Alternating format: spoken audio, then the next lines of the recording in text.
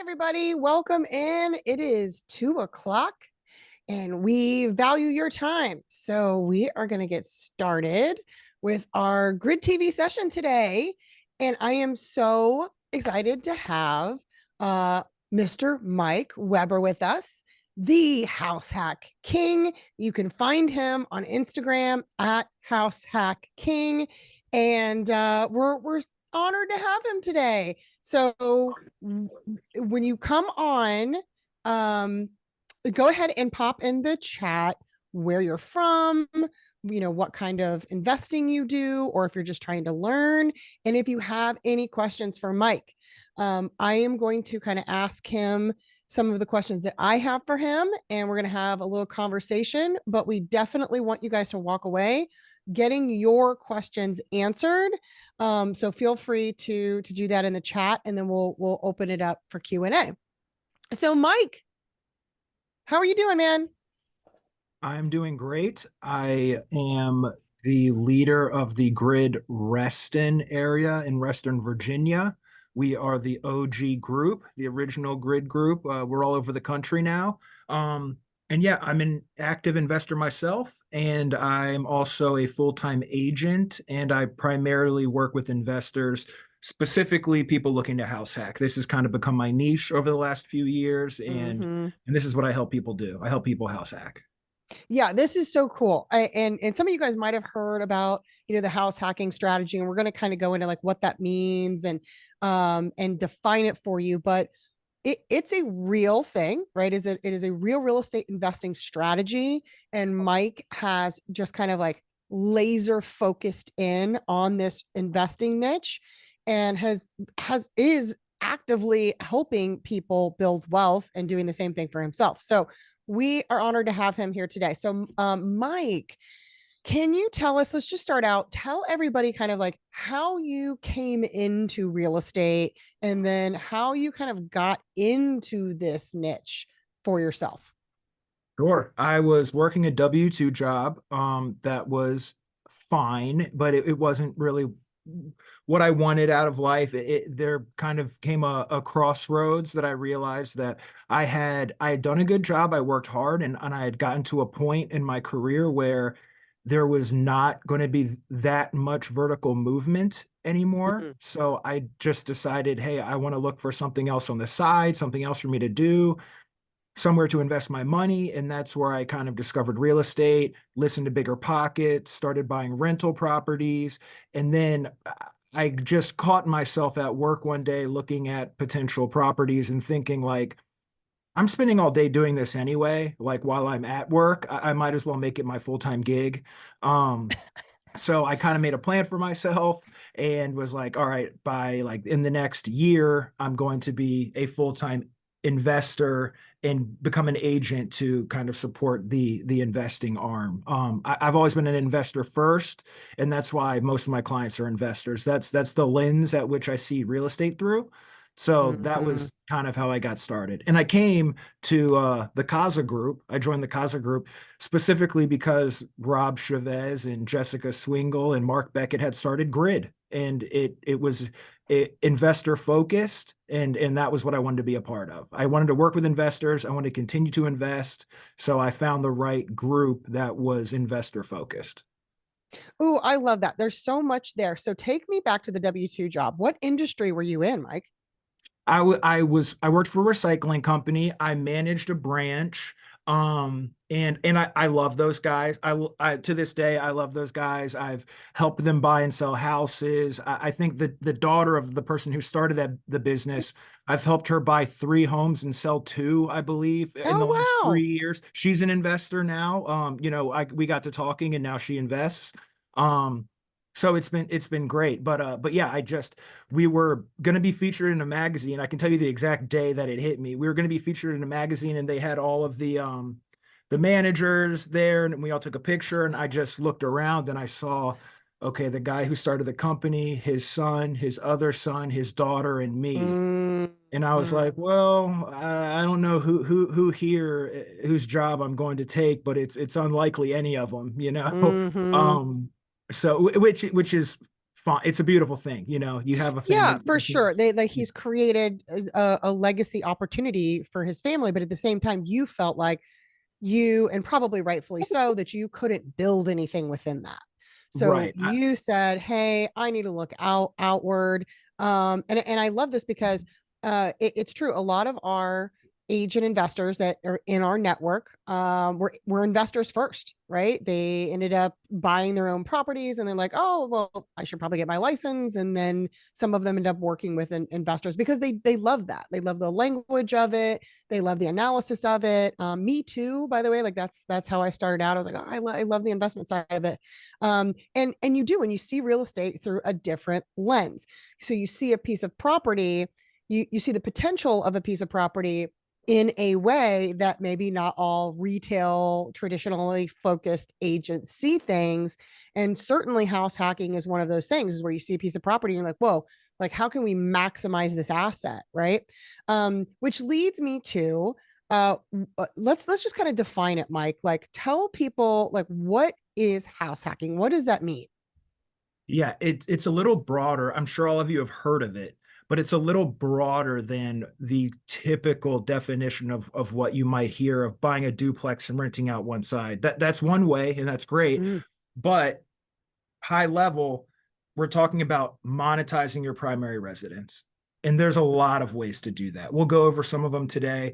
I just want to share because it was something that I heard at a grid meeting a week ago that I was a speaker at, not my own. I went and I spoke at another chapter, and someone in the audience said, "Oh yeah, my neighbor rents out her backyard to people with dogs, and she makes about $4,000 a month." I would have never thought of that. Oh yeah, no, I would have And thought of that. this is what I do, and I would have never thought of that. She's basically created a dog park in her backyard and making $4,000 a month. Oh And this wow. was in Herndon, Yeah. Virginia. Like this is not rural. It's probably a third of an acre. I mean, if it's a half acre, I'd be shocked. Like it can't be that big of a yard, but apparently enough people needed that service, needed that space and area for their dogs, and she's Oh, house. that's a good one. Think about that. Like think people in apartments, like they can't let their dogs run around. Like that's a good one. Okay, so write that down. Like that is, especially in the cities, a big deal, or more crowded areas. So okay, I love this, Mike. You said monetizing your, when you define house hacking, it's the concept, the it is the act of monetizing your primary residence. And yes, that can be the duplex situation, which is what comes to mind obviously for me first. Like traditionally you think buying 2 units, a double, a duplex, staying, living in one side and renting the other. But as Mike will kind of go through, there's multiple ways to monetize your primary residence. Mona said, "Oh my gosh, Herndon, where was it, Mike? The dog park I thing." it I don't know the exact address. I know she said that she lived in Herndon. Oh, you did say Herndon. Oh, yeah. Yes. Oh my Yeah. gosh. Okay, well, there you go. There you go. Okay, so you defined it for me. What type of people do you typically work with, right? So are they people who have thought of this before, or maybe first time home buyers who you're now introducing the concept of house hacking to, and kind of opening their eyes about what's possible? In most cases, they want to house hack. That's often why they're coming to me because they know that's what I do. Although I will say, I don't believe I've ever had a client that I didn't bring it up to. I Mm, tell all of them about it. It doesn't matter, oh, I have 2 young kids. Then the answer is probably going to be no. But I tell them what's mm-hmm, possible. Hey, this is out there. This is something you can do. It's not for everybody. Um, at this point, I'm lucky enough where I've been doing it long enough where a lot of people do seek me out who want to do that. So mm-hmm, 90% of them have heard of it. They want to do that. They know they want to do that. And we just have to like kind of tweak the finer details at that point. But no, I bring it up to absolutely every single one of them. And in fact, I closed one on Friday who was didn't know about house hacking, wasn't going to do that. She already has a tenant for her basement. She's going to rent one of the rooms out upstairs. And she was like, "Oh, this is amazing. This is incredible. Like, I'm going to be paying less for my mortgage than I was paying for rent in my apartment." And So some people are open to it. It's not for everyone. It Mhm. is somewhat niche, but I bring it up to absolutely every single one of my clients because you never know. Yeah, and this is as old as time, right? Like as long as there's been people investing in real estate, they've been trying to find ways to maximize the cash flow from their property. And I love Mike that you're introducing this to every client. You're planting the seed, maybe even not for the property that they're living in right now or buying right now, but maybe in the future it's something that they consider. It kind of opens their mind to what's possible. So let's go through then some examples of house hack opportunities. So what is that like menu of potential house hacking scenarios look like based on your experience? Yeah, there's a lot of them, so feel free to jump in or if you have any questions, but I'll kind of go through how I look at it. I call it the comfort continuum, and I'll start with Oh, most comfortable and we'll work our way maybe to the least comfortable. There is a direct correlation with the more comfort you have, the less money you'll make, which is fine. That's just a decision that you have to make. The most comfortable would be if you buy a duplex, triplex, fourplex. You live in one side, you rent out the others. You basically just have neighbors at that point. mm-hmm. It's one way to, neighbors that you're going to be the landlord of, but it's just neighbors. You don't run into each other in the house. You have complete separate spaces. If you've ever lived in a townhome or an apartment, it's no different than that. Right. That's going to be kind of the most comfortable situation and what most people think of when they think of house hacking. Um, Mm-hmm. I live in Northern Virginia. For anybody else that lives in this area, you'll probably know we don't have duplexes. We don't have triplexes. They just don't exist in They Northern don't Virginia, exist. And Mike, that unfortunately. blew my mind as a side note. There's people on here from all over the country.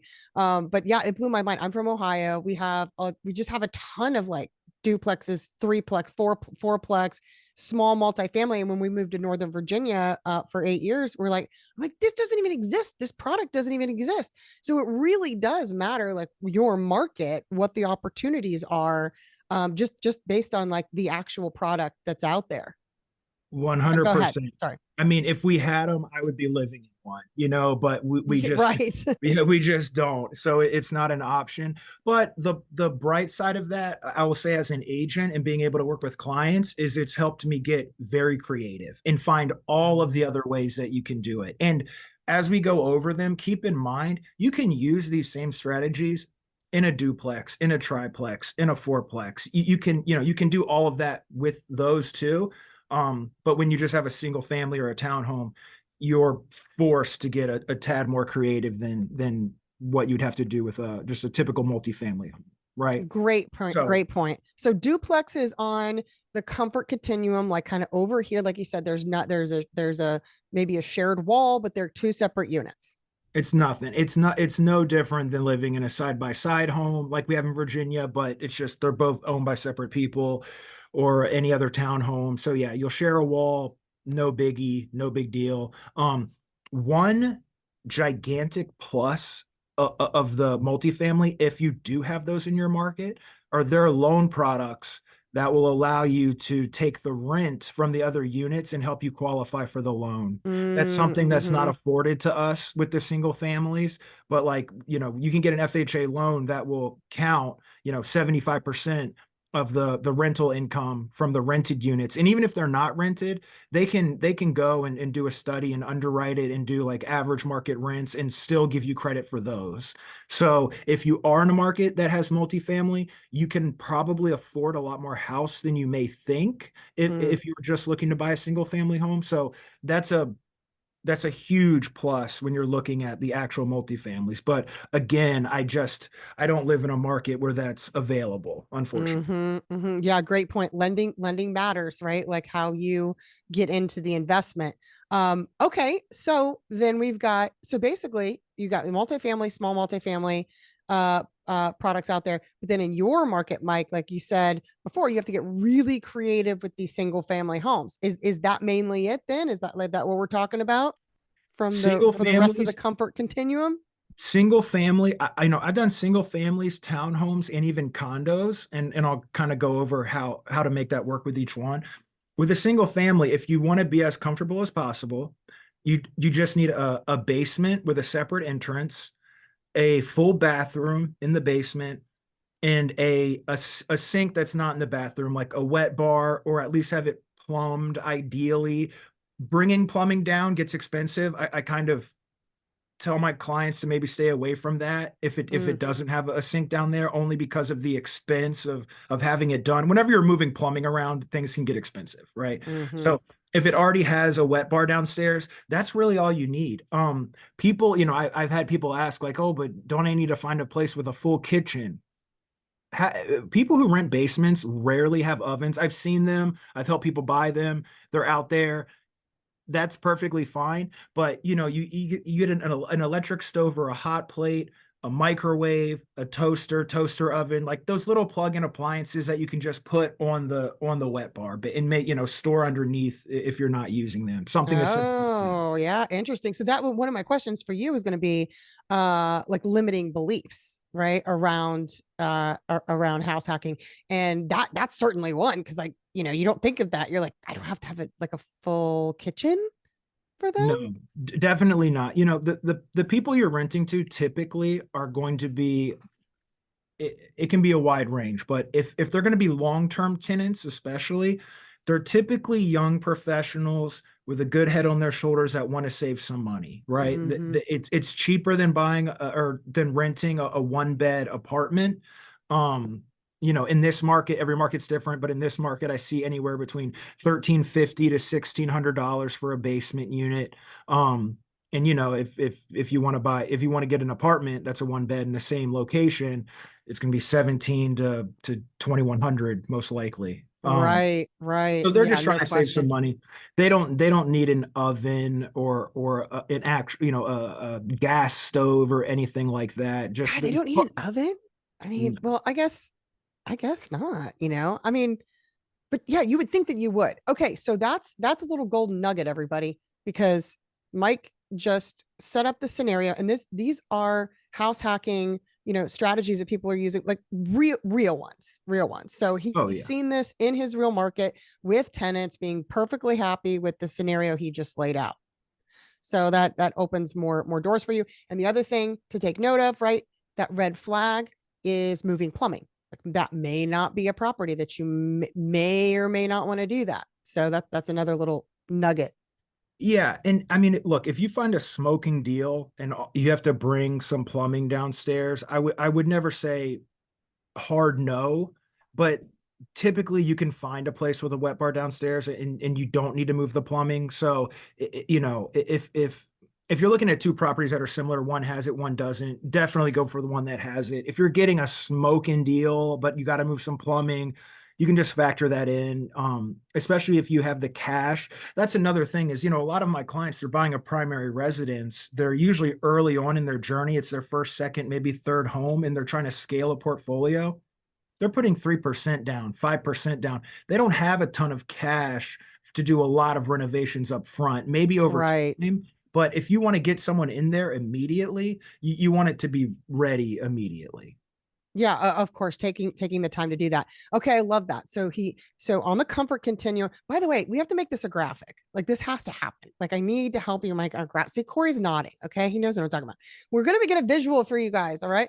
The comfort continuum.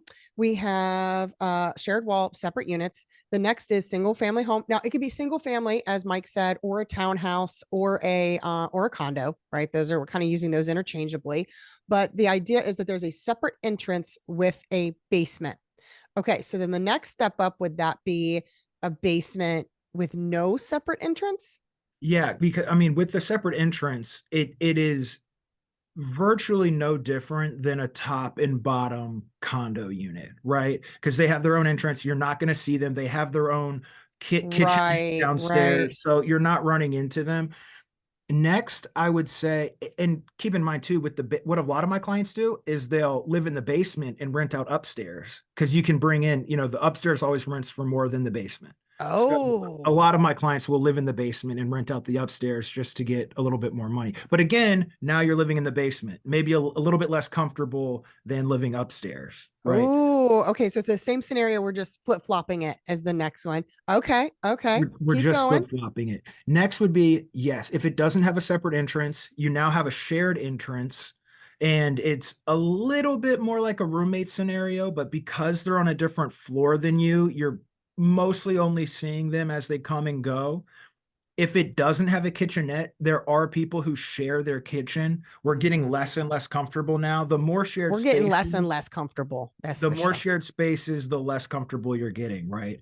And then Hmm. and then just one step beyond that would be you're just renting out the rooms. Hmm. If you have I love a basement because it rents for more than a room will. It's more separate, more private. So even if you want to rent by the room, I still love a basement. It brings in $1,500 a month easily in this area. You can count on it. You'll have a ton of people applying. You're not going to have a lot of vacancy. You can do that all day. Um, with the bedrooms, you can rent out the rooms, live in one of them. In condo scenarios, this is what I see the most because most condos don't have a separate entrance for the basement. Some do. I closed one last month that it's a townhouse style condo, but it is a condo, but they are doing the separate entrance in the basement, all of that good stuff. And she's also renting out one of the rooms, so she will have a roommate as well.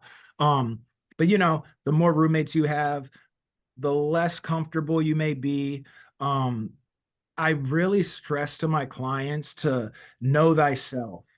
Are you going to be, because a lot of people, I'll show them the numbers and they'll be like, oh my gosh, like I can, I can own a home and I'm responsible for like $1,000 a month. And, in Northern Virginia, I mean, that's incredible. Townhomes are $500,000 or more in this area. Um, Right, right, and they get a little bit enamored by the numbers, but they haven't had a roommate since college and they're right. 30 and they think they're going to be okay with it. And then they try it out and they're like, oh, it turns out I actually hate this. And I signed them to a year lease. So another pro tip that I use, if you're not 100% sure you're going to be okay with that, look for a midterm tenant. Look for someone that you can put on month to month. Oh yeah, great idea. Give it a try for 60 days, 90 days. And if you've decided, hey, this is no problemo, I actually, yeah, I'm less lonely now. I've decided, I've realized I like having a roommate. Perfect. Keep them in there, keep doing it like that. That's a beautiful thing. But just don't put yourself in a situation where you're going to be hating the place you have to go back to every day for a year. That's because this is more than an investment. It's your home. It's your primary residence. That's what really differentiates house hacking from a lot of these other investment strategies. You're living there too. Hmm. Hmm. Yeah, I love that, Mike. That's such a great way to look at it. And even it's kind of like a short-term rental almost, right? Like you kind of maybe dip your toe in that, like traveling nurses. Like some people are very heavily into short and midterm rentals and are corporate people, contractors that come in. Like we were almost in that position myself with me and my husband, and he would have to travel back and forth. He doesn't have to, thank God, but he would have to travel back and forth between Ohio and Virginia. And we're like, we can't rent a second apartment in Virginia. Like that would be crazy. And so he would have to do something like that. One word that I kind of hear is pad split, right? Like that's renting out the rooms, right? So yeah, and I love that advice. It's like know thyself is what Mike's saying. He's saying, for some people that's gonna work, and for other people, it might it's like for me, it's not gonna work. So even though the yield is there, the numbers are there, it makes sense. It might not make sense for your family and for the soft landing that you want to create at home. And again, it comes back to what products available. You're going to have so much more flexibility and comfort when you can buy a duplex or have the full basement ready versus the rooms. But I'm telling you, people do it all the time, right? They're implementing these strategies all the time in all markets, right? So let me ask you my next question. Laws, right? Market dependent, HOA, neighborhood dependent. Like, what do you look at in terms of like what's the due diligence that you do with the clients who are purchasing to determine what's legally possible, right? Because we've all heard of short-term rentals, they're cracking down on it, like the townships are saying, no, you can't do it. So talk a little bit about that, Mike. Yes, that's something that you're going to want to get with your do you know always do your own due diligence, but also get with a local agent in your market. At this point, I don't have to do so much on my own unless it's a condo or an HOA because you're going to want to read their documents. But in terms of like the county specific, I mean, I know where you can and can't do those short-term rentals. In terms of just Mm. renting out your rooms or renting out your basement, everybody's okay with that. That's fine. Oh, Also, so if you guys use there's no restrictions on that? no, I no. Now there's a person restriction on it. It's the number of rooms times two plus one. So if you have a three-bedroom, you're really only supposed to be able to have seven people living in that home. At the That's county level, those are the county rules for your yes. market. Yeah. Okay. So there's that to keep in mind. Um, I know I'm not advising this and I'm not a lawyer and I'm not saying this. I know a lot of people who break that rule. That's Mm. one of like the most commonly broken rules probably of all time when it comes to people who get really crazy on the comfort continuum. The most extreme case I know is someone who lives in Centerville. It's right up 28 close to Dulles Airport and he rents out to flight attendants. They're only Oh, home like 10 yeah. days a month maybe, but he puts bunk beds in every room, a couple sets of bunk beds in every room. It's a townhome and he has 18 beds plus his own 19 beds total in a townhouse. Dang. What do the neighbors say?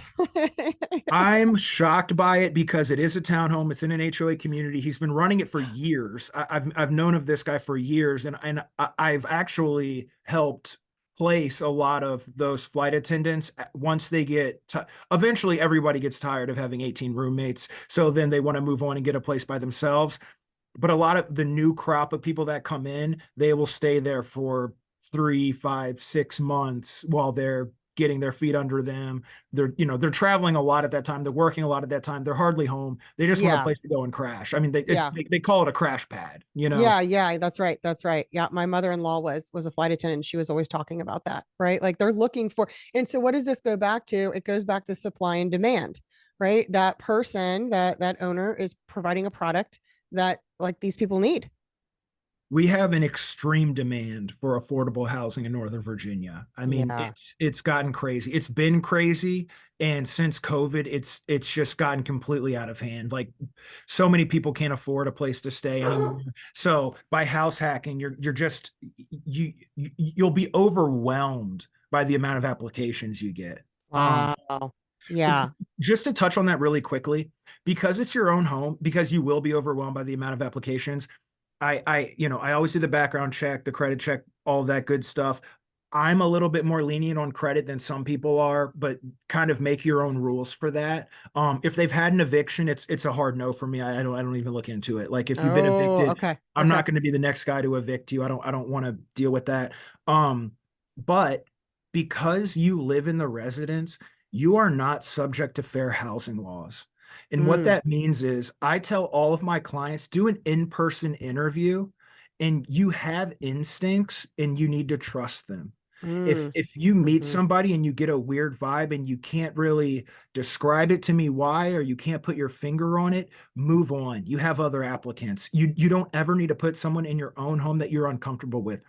Most of my clients for whatever reason, like in terms of like unmarried people have been women. I've noticed a lot of women are first time home buyers more than men right now for whatever reason. And they have straight up told me, I wouldn't feel comfortable living with a man in my house. Well, here's the Sure. good news. You can literally say men need not apply, right? I Sure. own rentals. Sure. I could never say something like that. I mean, I'm asking to be sued, so like as a normal landlord, I want to know as little as I can about the person. I want to know, they have an income. I want to know their credit history, if they've been evicted, those things. But like, I would never dream of doing an interview with them. If I see them in person, it's a potential for them to say he denied me because of X, Y, or Z. I don't Right. even know Right. X, Y, or Z. Um, Right. but in your own home, you don't have to worry about things like that. You can Mm. you can literally just get a bad feeling about somebody and say no. If you don't feel comfortable living with a man, you don't have to. So you don't need to worry about some of those fair housing laws that you would under normal circumstances as a landlord because you're living in the home. Oh, that's gold, Mike. That's gold. Like, because that was going to be one of my questions for you was how do you vet them? right? Like, how do you determine who's a good fit? But yeah, it's your own home, it's under your own roof. And you've got, like Mike said, to trust your instinct, do your due diligence. So you do what do you say, Mike? Background check, credit check, and in-person interview if possible. Like that's what you would recommend for people, most Yes, people. I mean, I tell all of my clients to do the in-person interview, and frankly, I think that's more important than anything else. There's a lot of people who look good on paper, but when you meet them, you can just sense something is not right, Mm-hmm. and you don't you have to, again, you're going back to sleep there every night. You don't want to live with someone where you felt something isn't right. No, but I've Um seen that cold case episode. Okay. I've seen this. exactly. No, for real. I've seen this episode. I'm like thinking about an exact one. And it was a woman in Florida. She was, bringing people in, like pad split, right? They were sharing a kitchen. And anyway, it did not end well. Okay. So that's smart, right? It comes back to safety. My husband teaches a class about defense and safety. It's got a military background and all of that. And it's a real thing. Like it's a real thing, not just for agents like representing properties, but who you bring into your home if you decide to do the house hack strategy. So I really appreciate that, Mike. That's great. Guys, be writing this down. Okay. And we started talking about this, but what are some other limiting beliefs, Mike, that you see that people bring up to you? Oh, did we lose him? I think he popped off and popped back on. Mike, can you hear me now? Yeah, I'm sorry. I think I got kicked out there for a second. Oh, that's okay. Well, Ria, don't kick him out. Don't do that. Yeah. Okay. But yes, in-person interview, very important. There's a lot of products out there to do a background check, do a credit check. I use Rent Spree a lot of the times to get my applications. Okay. In terms of finding tenants, believe it or not, I've found more tenants through Facebook Marketplace than probably any other single thing. But you can use Zillow. There's a million. You can use the MLS depending on what market you're in. I know Corey has told me that rentals like don't exist on the MLS in Knoxville. So just, check your Mm-hmm. market and see what works for you. But I think Facebook Marketplace works everywhere.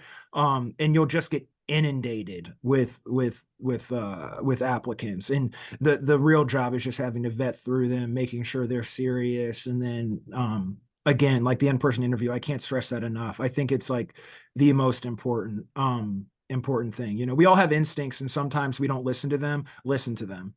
They're telling you something for a reason. They're telling you for something. Yeah. Yes. Trust that. Do your due diligence. So I was going to ask you another question, but this made me think of something else.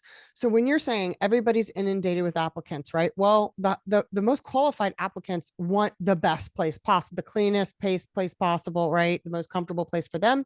So what do you advise your clients? How do you advise them to renovate the space, or what condition the space is in? Furnished, not furnished? What are your thoughts on that?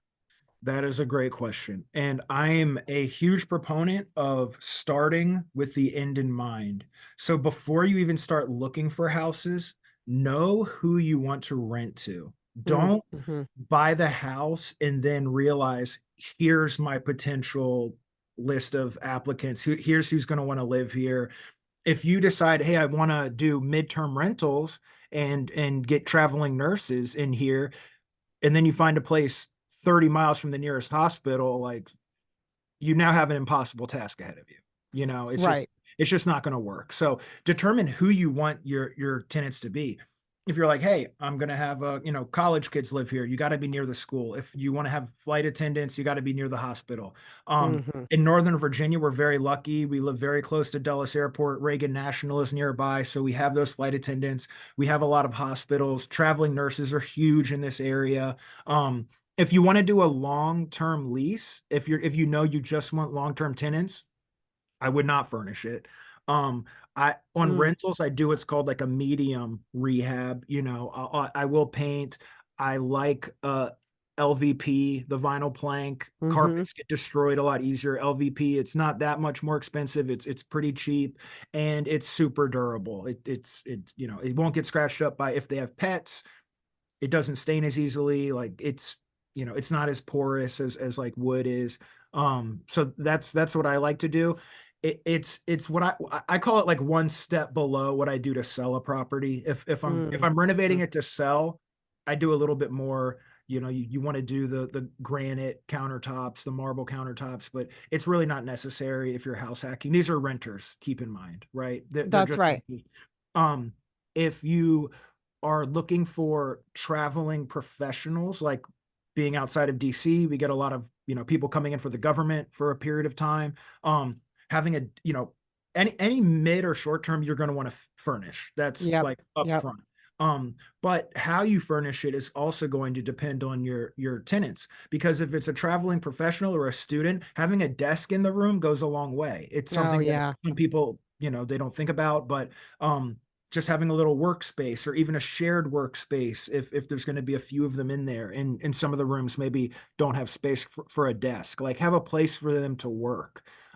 So it really all depends on the type of tenant you're looking to get. That's really what that boils down to. You Yeah, want I to love that. tailor it towards that tenant. Yeah, and you can get like a desk is a great example. Like you know how they have them in hotel rooms. It's so convenient, right? It's just so convenient. And if you're gonna put a couch in there, can we please get a deeper couch? Yeah, I gotta tell you a gripe. Airbnbs, right? Beautiful, beautifully done, but they have these really shallow, like stiff couches. I can't stand that. So, anyways, that's just my 2 cents. Get a couch for tall people. I'm a tall girl, so like I want like a comfortable couch. But yeah, so think about strategic. Think about how they're going to use the space, and think about who your avatar is, who will actually be renting the space. Right? Smart, smart, smart. Okay, so this is what I was going to ask you before. What are some other limiting beliefs that people have, right? Is it around regulations? We already kind of covered that. Like, do people bring that up to you, or do they bring up how am I going to fund it, or like what are the limiting beliefs or myths that you kind of bust for them when you have that initial conversation with a potential client? The thing that immediately comes to mind, and it's I'm sorry, I'm taking your question almost in the complete wrong direction, is I really want a house hack, but my spouse doesn't like the idea of it. Oh, Okay. that yeah, for sure. Okay, so that's a challenge to overcome. Okay, all It's right. a What do you say challenge to to that, Mike? overcome. I always speak with both of them.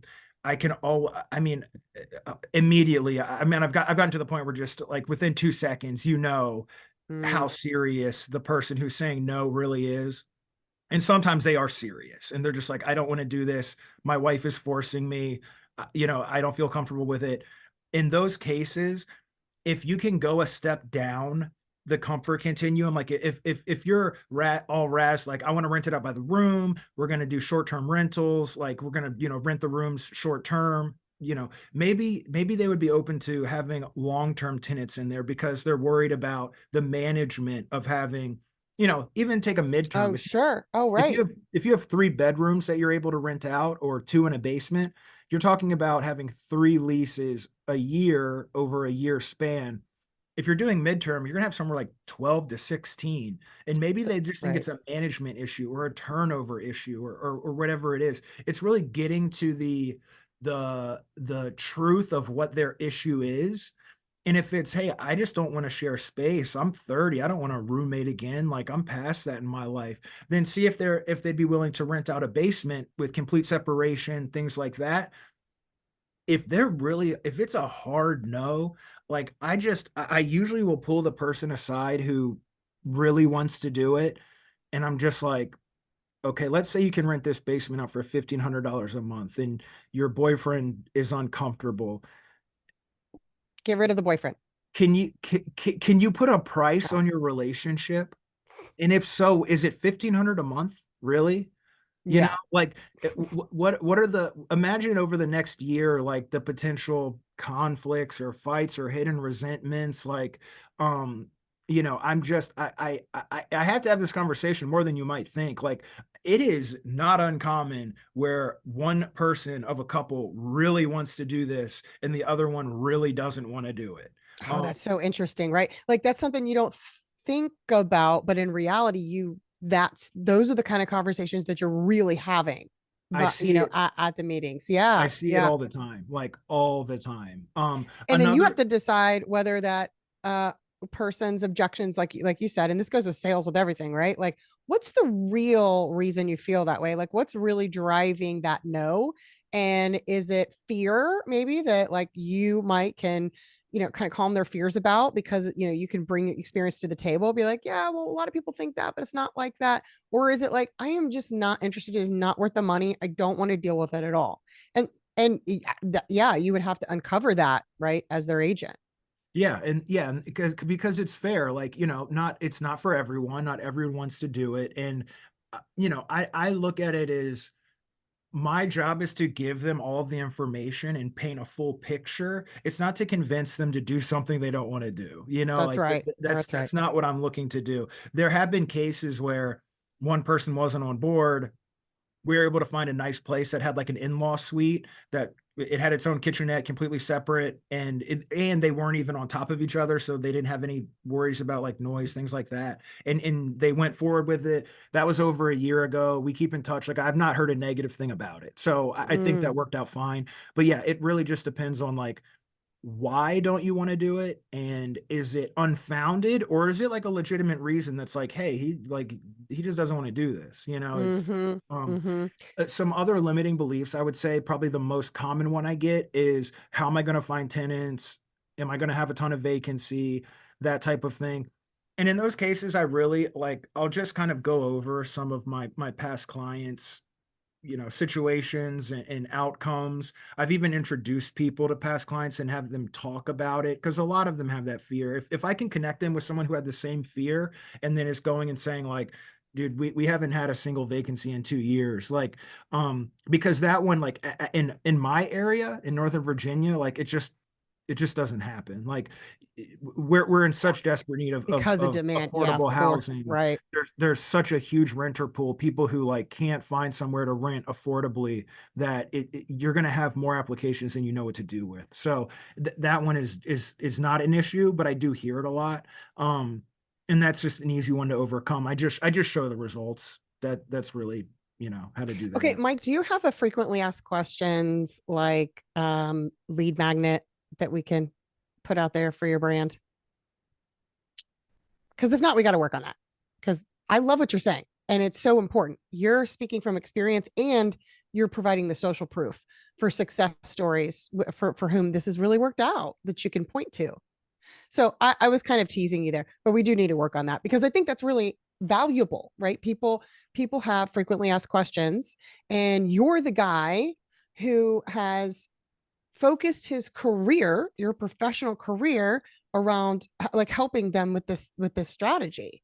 So that's super powerful, and it makes you super valuable to these people, and you become, and I really want I really want all my agents to hear this on here. Mike becomes like a wealth determiner for them. He can help them move the needle, right? I wish we were in the military. I got married when I was like 22, and we were gonna, we could get a mortgage at the time. My husband was in service, and I really wish somebody would have sat down and been like, you should really think about this. You should really think about, we were in Georgia, like, you should really think about buying a duplex. Like, it could have changed the next 10 years of our life, right? Financially. So I love that. Okay. Um, Here's what we're gonna do. Let me see if I have any other burning questions on my end. Um, While you look, I'll yeah, just yeah, say go ahead. that is the most exciting part for me, is Mm, just knowing that they're making a move that is really going to set themselves up for their entire lives if they stay on the path and on the course.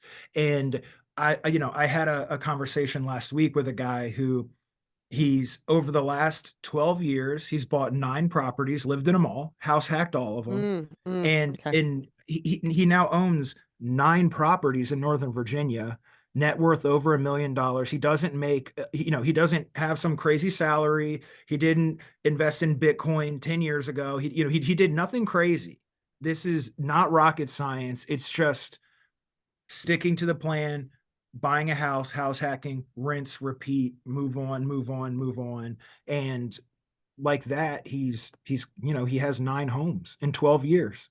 And And he think and he about was that. able to, Every single one of those was a primary residence loan, right? Like that he's getting on those properties. Every single one, he told me he put 5% less or down on.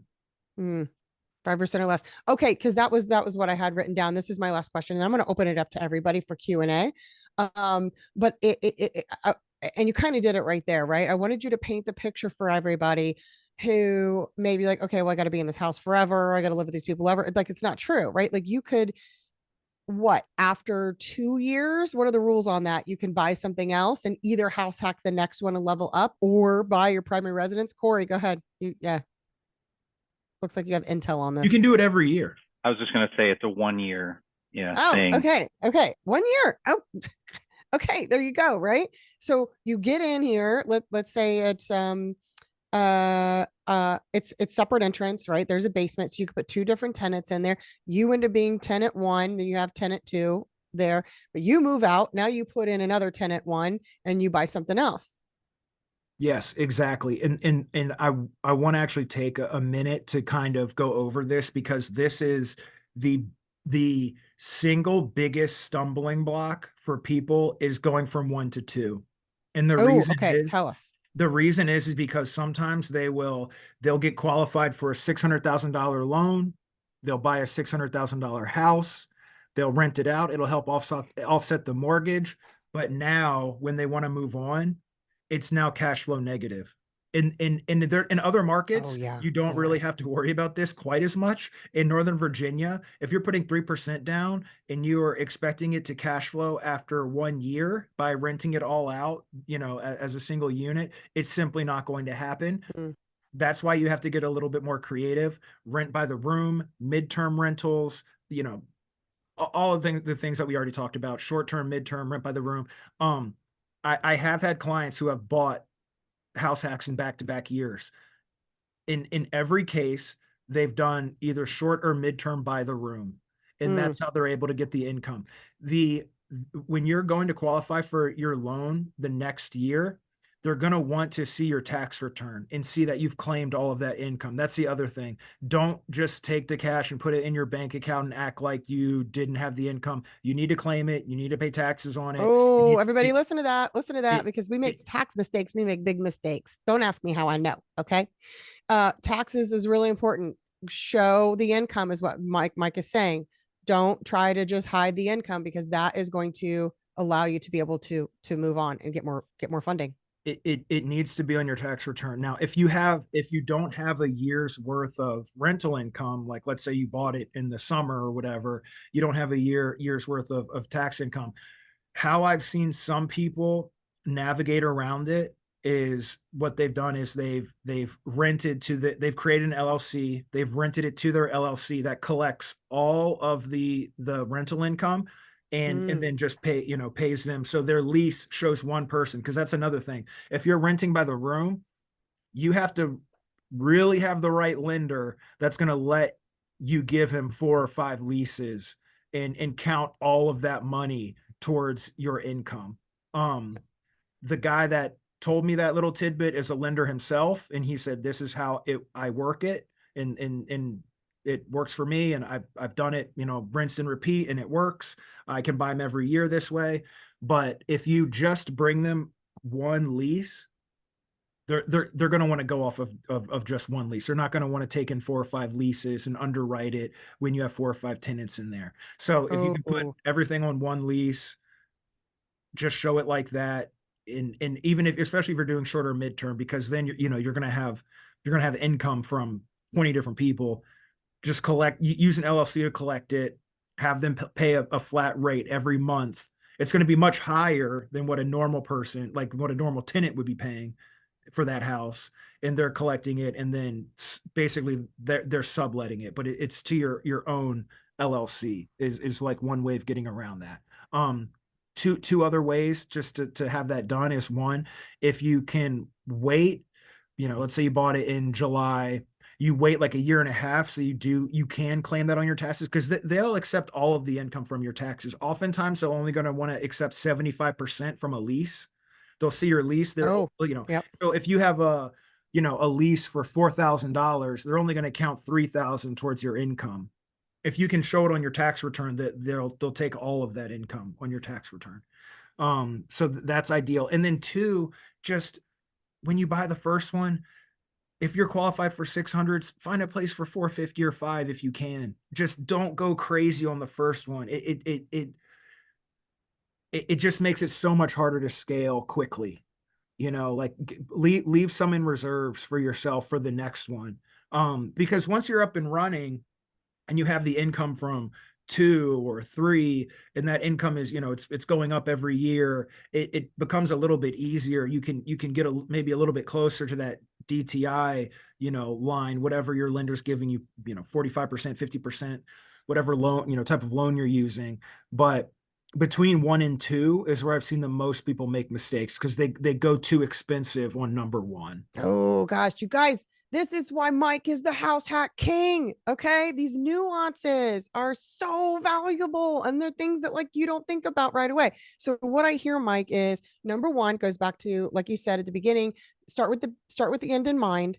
Don't buy too much house, right? Because you're always going to think about this. You need to be thinking about the second one if that's part of your plan and long-term strategy. Number two, take the taxes into consideration. Don't skimp on that. Don't try to shortcut it. Get it on your tax returns. And number three, structuring the leases, right? He just gave you some valuable advice around how to structure these leases so that the lender will accept them and count it as income. And what I'm taking from that, Mike, is like, it's a continuum. On one hand, just get in the game, right? Don't overthink everything. Just get in the game. You know, buy something. But then on the other hand, it's like, and hire somebody to work with you who's been down this road, right? Whether it's a coach or an agent, and have them help you with the nuances, because they're going to think about things that you might not think about. But the most important thing is to get into action and try it out. What's the worst that can happen, Mike? You sell the asset and you're like, I hate this. I'm moving on. Yeah, exactly. I mean, without saying names, like I met somebody at a meetup over 2 years ago who really wanted a house hack. I was like, yeah, let's, we could start looking. I could work with you. And he was like, I don't want to have to pay for an agent, this and that. Like, he still hasn't purchased a house, and prices are way up over the last 2 years. And I think to myself, like, man, I've helped over 20 people house hack in the time that you've been thinking about it, and Yes, they built yes. equity, like just to show you the way that things have, prices have gone up in this area. I have 2 clients a couple months ago who refied their loan because they had bought the previous year, and both of them were able to drop their PMI. One put 3% down, the other put 5% down, but now they have 20% equity in their house simply because of appreciation, and they're able to drop their DTI. Like, It's crazy. It's crazy. And I'll tell you guys, one of the biggest real estate mistakes my husband and I made was selling a home that we owned in Sterling, Virginia. We bought it. This was like, I don't know, 8, 9, 10. I don't know at this point, but it was in the past decade, and we sold it for 379. And I looked at it last year, and I'm telling you, Mike, like I almost threw up. It was like worth almost $600,000. And I'm like, oh my God. Like it gave me like heart pain. Like I wanted to cry, because that's real net. Like we should have never sold that house when we moved to Miami. We should have kept that stupid house. We should have put a tenant in it. And to be like, but we were at that time, financially, trying to rub two sticks together and just make it. And so we weren't as forward thinking. We were just like in kind of a scarcity mindset. And we're like, just sell it, get the money. We'll like put it in our account. But man, that equity, and again, it's in a different market than Ohio, right? It hasn't. You're in an appreciating market, so you have to know what market you're in. But like, oh, I looked at it, and I'm telling you, like tears, right? Because it's real equity. yeah, I mean, yeah, we're in Northern Virginia. It is an appreciation market, and that's even more reason why I tell people, like, hey, just get in the game. Like, you just got to get started. Yeah, yeah, Your yeah. net worth is going to grow every single year just because you own this house. And if you're able to rinse and repeat and do that a few times, and maybe you do it 4 times over a decade, having 4 homes up here, take it from me, who has a bunch of homes in BF, West Virginia. Um, 4 homes up here is worth more than 20 there. You know what I Yeah. mean? Yeah, And if for you're in one of sure. those markets that don't really appreciate, it doesn't hurt you nearly as bad to wait a year. But here, if you wait a year, you're paying more next year. I mean, it's as Yeah. simple as that. Yeah. Yeah. And instead of riding that wave and increasing your net worth, you're now paying more for the home. You have to get a bigger mortgage on it, and it's just tough. So yeah, if you can just get into the game, and that's what I tell people, like, dude, you can, if you house hack and you can do it 5 times, by the time your retirement age, if those things are paid off like that, you have your retirement. Yeah. You're a multimillionaire and you Yeah. have five It's a homes. real thing. You don't It's a real need to thing. have these 100 unit portfolios or oh, I own 200 units. Like, you don't need that to live a great life. You can, in the right markets, you can really just have a handful of houses that are end up being paid off, one day, and it's just 100% positive cash flow coming in. Um, and you can just relax on that. It's just Yeah. getting started.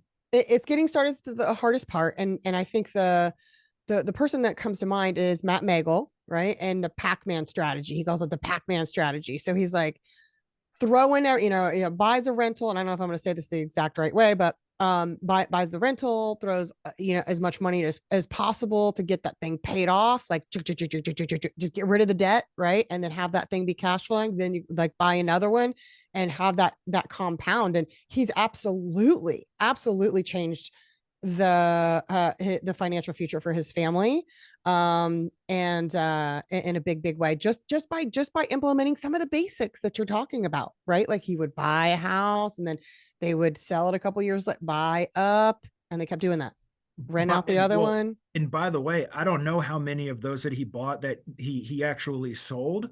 I believe I know he just bought a river house that he rents as an Airbnb and goes to himself, but I believe he lived in every single one of those houses with the exception of maybe one. Yeah, And yeah, he, and I he think house so. hacked. Yeah, When I met him, he was house hacking. I don't want to say what he's worth. That's his private business. He's worth a sure. lot of money. He has a family, and he was still renting out his basement.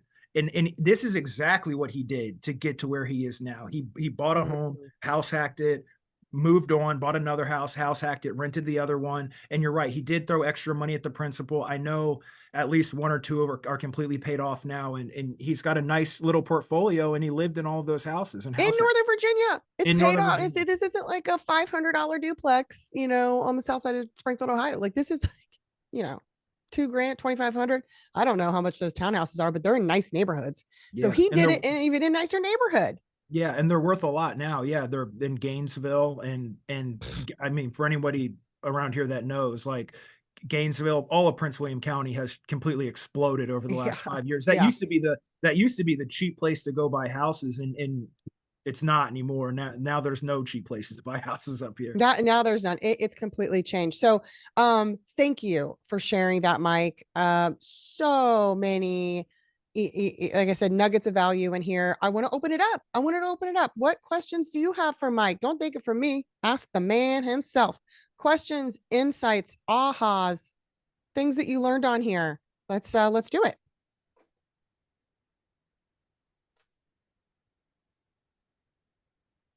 We went through a lot. Corey. Thanks. Um, I loved the framework of what was it, the comfort The comfort continuum. continuum. I Yeah, like that's yeah. solid and a great way to open up that conversation with people, in just that there's multiple ways to go about it, right? And depending on the property type, you can find ways to make it work for you if it's something that you believe in as a strategy. And I would imagine by really niching into this, and I've seen you put on like some webinars and stuff around this, you really kind of attract people that are, you're not there trying to necessarily, like, you're not selling them on like the idea of it. They're already like showing up to you, like Mm. they already believe in it. They've heard of this before, and maybe in some other capacity or from some other space. So they're coming to a degree like kind of pre-sold on the concept. Then it's just going to become a matter of a conversation to figuring out, well, which kind of house hacking do you want to do? What is your comfort level? that you're willing to go, right? For me, exactly what I did when I bought my first house is I bought a 3-bed, 2-bath, and I rented out the other 2 bedrooms. And it, at the time, I mean, offset my mortgage payment. I was cash flow by about $80 a month, right? Which then I just had to pay an extra maybe $100 to cover the remaining amount of utilities for everything. Dang, And it was Corey, awesome. were you Yeah, it was single at the awesome. time? I was. Oh, okay. Yeah. It was That's why awesome. that worked. It was, yeah, there's no way my wife would ever let that fly now with like 3 kids. I Absolutely not. I have to say, like, if you're single and like you don't have kids, there's no excuse to not be doing this. I mean, truly, like, you gotta be doing this. Once you have a spouse, they may not be down for it. Once you have kids, it definitely gets difficult. But Yeah. I mean, like, all of my clients that are in their 20s and like don't have a family yet, like, I'm like, dude, you have to do this. You got to give it a shot. Try it for a few months, get a midterm rental in there, try it for a few months. Let me know how it feels. Yeah. I would Yeah. say to that, like, especially if you're in your 20s, because if you're in your 20s, you're never actually home. I know when I was in my 20s, Yeah. like, I was never there. Neither were my roommates. So it was pretty Right. awesome. Like, you're just out doing stuff. You're out with friends, you're Yeah. going out, you're out at the gym, or I was working or going out somewhere. I was never home. It's a different So lifestyle, right? Yeah. Then when the kids are home and 100%. the baby's screaming and the dog's barking and yeah, it's just Yeah. Yeah. you wouldn't know you wouldn't Wouldn't know fly now. anything about that, Corey, would you? Yeah, no, not at all. Corey just recently had his third baby. Third, number 3. Okay. Yeah. So yeah, definitely wouldn't fly now, but definitely it was an awesome strategy for Oh me in my yeah, I think 20s. that's great. I didn't realize you did that. Lori, did you have a question? Yeah, so I have a son in college and he's living on campus, but he's going to be moving off campus. Have you heard of the kitty condo loans? And I'm wondering if I can house hack with one of those. Oh. Have you heard of those? It If not, I can explain it a little bit. Is this where you are purchasing a house for your son to live in? Yeah, and it's basically it's a great loan. I don't think it's any money down. And then Mm. the as long as he lives in it, I think he has to live in it for at least a year, but it also helps him to get ownership to build credit. And you can use it. I'm wondering, I guess, I don't know why you would be able to use it to house hack, so that he could have roommates as Oh well. yeah. Absolutely, 100%. I tell people all the time, like, when they have kids in college, I'm like, I put it jokingly a little bit, like, are you buying a house for him down there so he can live with some roommates? And because it's one of the easiest ways to get started in a market that where your son or daughter is going to college, and just fill it up with his friends. He already knows the people. I Hmm. am a fan, I will say, of having the parents co-sign on the leases whenever you're renting to students, just because there's sometimes they like to have parties, whatever, things can Oh, happen. right, right. you know You mean the tenant, the people. Yeah. yeah, the tenants, like, have the tenants parents if it's going to be college kids. Not required, obviously, but I am a fan of that. But no, 100% you can do that, and I think it's a absolutely genius idea. Oh yeah, Lori, you got to get in on that. Yeah. It'll Yeah. yeah, it could change his financial future, right? And I think a note too I want to make is um it's never too late because we're talking about like people in their 20s and there's a lot of people. I don't even know if there's anybody on here that's in their 20s still, but you this is still something you can do at any age, right, Mike? Absolutely. Of course. Yeah. Yeah. 100%. I mean, I've had clients that are in their 40s. I'm trying to, for sure, I've had a couple that were in their 50s that are renting out their basement on Airbnb. Older than that, I'm not sure if I personally had any clients, but I mean, Like there's empty absolutely nothing nesters, like maybe stopping you. they've got extra room, the kids are Yeah. gone, stuff like Yeah. that. So keep that in mind. I just wanted to make a note of that. Is it's great if you can kind of start out in your 20s, but if you're like most of us and you didn't have the quote unquote rich parents, like rich dad poor dad, you didn't have the rich dad kind of directing you in the right direction, like it's okay, it's not too late. Like we can still build wealth and start building wealth at any age. And with the strategy, Mike, right, you're saying it could kind of happen rapidly if you're in the right market, you use the right strategy, you get in there, you do it, you get out in a year, you get another one. I mean, they say we we overestimate what we can accomplish in a year, but we underestimate what we can accomplish in like 5 years, right? Or 6, 7, 8, 10 years. So keep that in mind. Okay, other questions? Oh, you're fine, Lori. Thank you for hopping on. Yeah, I know we're a couple minutes over, but I do want you guys to be able to ask Mike. I'll also drop my email in the Oh chat yeah. How in do they case. hear about you, Mike? How do they get in touch with you? Phone, email, drop those in there. House Hack King on Instagram. Mike is also on Facebook. A lot of us are on Yes, Facebook. Mike Weber on Facebook. But yeah, if you have any questions, that you think of, or you want to reach out and know more about house hacking, or if you are in a different market and you want to connect to an agent in that market, like again, I'm just deep in the investment world, so like I know a lot of people in a lot of other markets as well that have the knowledge and skills that I feel comfortable enough, because there's other times where people are like, hey, do you know someone in, Anchorage? And I just don't. And I'll just say, hey, I don't know anyone in Anchorage. Like if I'm hooking you up with someone, it's because I really trust them, Yeah. Oh, great point, Mike. If you're on here, if you're out of state, if you're in Northern Virginia, he's your guy. DC region, he's going to know a lot of people there. But Mike has an extensive network. That's why we do Grid. That's why we're involved in Grid, because we're all building our global networks. And he can certainly put you in touch with somebody in the Grid network, another Grid partner that we know. All of our Grid communities are run by agent investors who have invested themselves, and or our certified Grid investor agents who've gone through our training courses. So absolutely, we consider Mike a resource for that. And one last note, I have to give you a shout out, Mike, for from your brand coach, from your unofficial brand coach, because I'm so excited you're passionate about this niche, but you've also really brought your voice to it. And I love the content that you're putting out there. You're inspiring, educating people, moving them into action. And it's just fun to promote you because you have clearly aligned what you're interested in with a particular real estate niche, and coined yourself House Hack King. And I just love that. Thank But you. do you own househackking.com? No, I don't. No, I Oh don't. my God, this is a problem. Okay, you have to look it up. Go to GoDaddy, see if it's available. Househackking.com.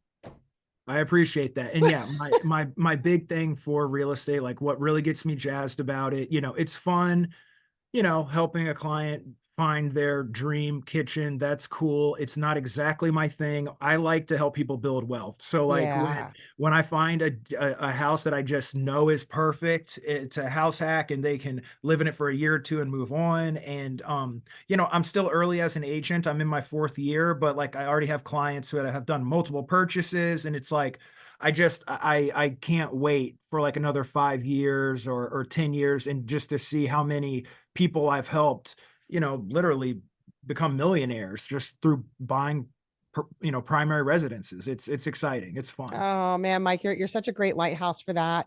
And continue to do what you're doing, because yeah, you are making a difference. It's not just about a transaction for you. And a lot of our agents, it's not just a transaction. They're really helping them with wealth building strategies. And house hacking is certainly one of them. So thank you so much, everybody, for joining us today. And a special just again, thank you to Mike for sharing what you know. I hope that you walked away with some actionable strategies today. I know you did, because I did. And he taught me some things that I didn't know too. And I really, really appreciate that. So definitely hook up with Mike, follow him on, Instagram, Facebook, the whole bit, and keep him in your orbit, because yeah, he said, it says, thanks, Mike. You're the man. You are the man, Mike. We appreciate you, and thank you for pouring into our community. So everybody, have an amazing rest of your week, and we'll see you on the other side. Thank you.